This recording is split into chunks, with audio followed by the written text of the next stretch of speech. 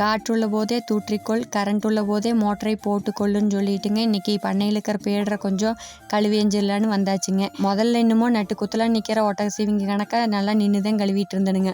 அரைவாசி கழுவே முதுகெலும்பு என்னமோ கூணுழுந்த குமரியாட்டு ஆகி போச்சுங்க. குமிஞ்சு போன ஆளை எப்படிடா நிமித்தலான்னு நிதானமாக யோசிக்கல. நிப்பிள் கழுவுற வேலை இருக்குது வருன்னு சொல்லி மண்டக்குள்ள யோசனை வந்ததுங்க.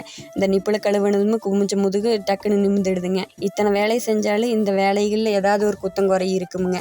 அதை நாமளே நீதிபதியாக நின்று அதுக்குள்ளே என்ன கரெக்ட் பண்ணணுங்கிறத நம்ம யோசித்து செஞ்சுக்கணுமே தவிர அதை கொண்டு போய் இன்னொரு ஆள் கிட்ட கொடுத்தோம்னா அது நம்ம குற்றவாளிக்கு நிற்கிற மாதிரி ஆகி போகுங்க. எப்போவுமே அந்த தப்பையும் மட்டும் யாருமே எதுவும் செஞ்சிடவே கூடாதுங்க.